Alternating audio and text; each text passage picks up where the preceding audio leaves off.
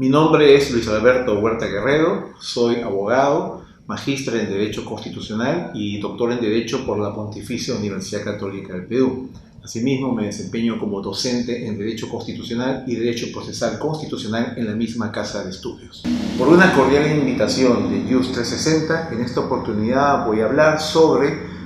el control de convencionalidad a propósito de la reciente sentencia del primer juzgado constitucional de la Corte Superior de Justicia de Lima, que ordena al Ministerio de Salud la distribución de la denominada píldora del día siguiente. Bien, en primer lugar, lo que habría que determinar es qué consiste el control de convencionalidad, y quizá la mejor forma de definirlo es a través de una suerte de paralelo con el control de constitucionalidad. En el caso del control de constitucionalidad se analizan las acciones o omisiones por parte del Estado y particulares tomando como referencia la Constitución. Asimismo, se analizan las normas del ordenamiento interno jurídico tomando en cuenta la Constitución y su desarrollo por el Tribunal.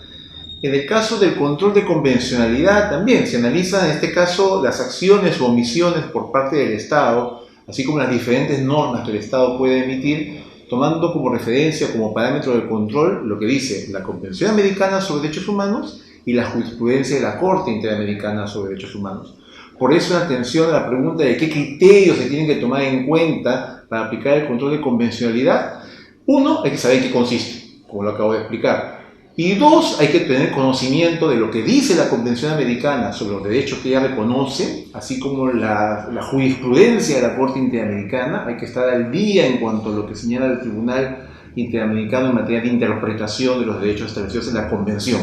Esos son los criterios que hay que tomar en consideración. Y a partir de ello, analizar todas las normas del ordenamiento jurídico interno y a partir de ello, evaluar la conducta, acciones o omisiones por parte de todas las autoridades del Estado a nivel interno. En realidad, antes que hablar de límites al control de convencionalidad, lo que nosotros deberíamos hacer es, en primer lugar, tener una perspectiva amplia de aplicación del control de convencionalidad. ¿Por qué? Porque estamos hablando de un mecanismo que sirve para proteger derechos. Entonces, este enfoque de analizar las normas jurídicas en la perspectiva de proteger derechos implica tener un espacio abierto de análisis, una mentalidad abierta, una perspectiva jurídica amplia de la protección de los mismos. Porque la Convención Americana es una disposición de alcance bastante general y es a partir de los casos concretos que ha resuelto la Corte que se han ido precisando su contenido. Entonces, en realidad, más que pensar en el enfoque de hasta dónde puede llegar el control de convencionalidad, nosotros estamos recién en la etapa en que estamos conociendo en qué consiste el control de convencionalidad y estamos viendo cómo lo aplicamos. Entonces, siendo ese el escenario actual en nuestro país del control de convencionalidad, hablar de límites hoy en día no lo vería de todas formas o de alguna forma justificado, porque, como repito, más bien la visión que hay que tener ahorita es de conocerlo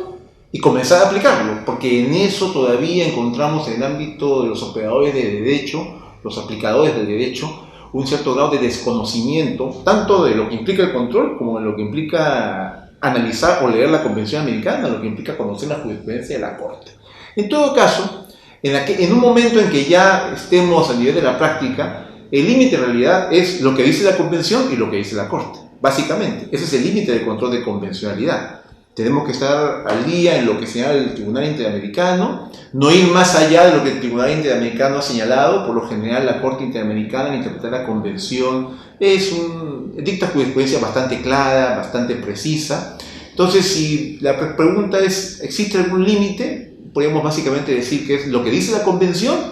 y lo que dice la Corte Interamericana de Derechos Humanos en su jurisprudencia. Ese es el único límite. Por lo demás, lo que hay que hacer es aplicar correctamente esos criterios establecidos en el tratado y en la jurisprudencia interamericana. Este caso es bastante singular. Esta sentencia que se ha emitido a nivel de un juzgado constitucional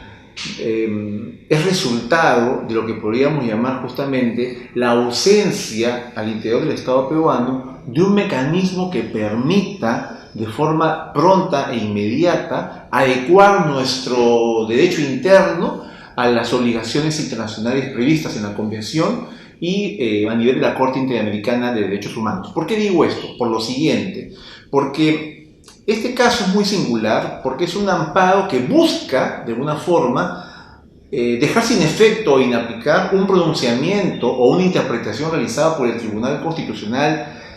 allá por el año 2009, en el sentido que luego de ese pronunciamiento ha aparecido un fallo de la Corte Interamericana de Derechos Humanos que de alguna manera dejaría sin sustento jurídico el pronunciamiento previo del Tribunal Constitucional. Y esto ocurrió, este pronunciamiento de la Corte ocurrió en el año 2012 y esta sentencia es del año 2019. Entonces estamos hablando de un periodo de 7 años en donde a nivel del Estado peruano el pronunciamiento del Tribunal Constitucional permaneció de alguna forma vigente sin que ningún órgano del Estado tomara en cuenta que ya en el 2012 la Corte se había pronunciado con relación a un tema similar y que por lo tanto tenía que revisarse el pronunciamiento del Tribunal Constitucional a efectos de adecuar las conductas internas a lo dispuesto por la Corte. Eso no ocurrió y se tuvo que acudir a un proceso de amparo bastante singular, por ciento, en cuanto a aspectos procesales de demandante, demandado, objeto del proceso, pero que básicamente tiene su objetivo: dejar sin efecto o inaplicar, como dice la sentencia, un pronunciamiento previo del Tribunal Constitucional, previo al fallo de la Corte del año 2012, y más bien buscar adecuar nuestro derecho interno a ese pronunciamiento del Tribunal o de la Corte del año 2012. Entonces, siendo ese el objetivo, en realidad, este es un fallo que, como digo, puede tener sus observaciones procesales y ser un poco polémico, pero lo que está haciendo básicamente es evidenciar la omisión por parte del Estado de no contar con un mecanismo fijado, previamente establecido, que no tiene necesariamente que ser jurisdiccional, que le permita al Estado peruano, conforme aparezcan nuevos fallos de la Corte Interamericana, identificar qué acciones o omisiones al interior del Estado, o qué norma al interior del Estado debe ser dejada de lado, debe ser inaplicada en atención a los pronunciamientos que emite la Corte Interamericana de Derechos Humanos. Esa adecuación de lo que pasa a nivel de la Corte, lo que la Corte dice, en relación o con relación a lo que pasa en el ordenamiento jurídico interno, eso es algo que está pendiente de análisis en nuestro país. No podemos esperar llegar a un amparo para todavía, tenemos que esperar el pronunciamiento final para recién adecuar nuestro ordenamiento jurídico interno a las obligaciones previstas en la Convención, tomando en cuenta los criterios interpretativos de la Corte. Bueno, lo que nos dice actualmente el derecho y lo que nos dice a nivel interno y lo que nos dice el derecho a nivel de la Corte Interamericana de Derechos Humanos es que ya no podemos optar por soluciones absolutas. No podemos optar ya por decisiones en donde algo prime de manera automática sobre algo adicional. Es este caso de un derecho sobre otro. Lo que nos dice tanto la jurisprudencia del Tribunal Constitucional como la Corte Interamericana, y como también ocurre en el ámbito del Poder Judicial a nivel de muchas salas y de muchos juzgados, es que hay que aplicar criterios como la razonabilidad, proporcionalidad, la ponderación, que más allá de las discusiones teóricas que puedan darse sobre qué implica cada uno de estos criterios y los límites de alguna forma que puedan tener para resolver una controversia, lo cierto es que eso se marca dentro de lo que hoy día se conoce como el criterio de conciencia de las autoridades jurisdiccionales al momento de resolver un problema. Y esto es muy importante porque hay que darnos cuenta que cuando a un juez se le plantea una controversia, ambas partes siempre van a querer que su posición sea la que triunfe. Y al final la labor del juez, y para eso existen justamente los órganos jurisdiccionales, es la de evaluar los argumentos que se presentan y a partir de ello, reitero, aplicar su criterio de conciencia, tomando en cuenta la razonabilidad, proporcionalidad y la ponderación para resolver. Entonces, todo eso también va a estar ligado a aspectos como la interpretación jurídica de las normas, la coyuntura o el escenario en que las mismas se dieron, el paso del tiempo para interpretar lo que una norma de hace 10, 15, 20, 30, 50 años quiso decir y tratar de adecuar su contenido a la actualidad. Son esos retos que se presentan en el ámbito del derecho y por eso, en realidad, como repito, no hay una fórmula matemática y única para resolver estos problemas. Depende, repito nuevamente, de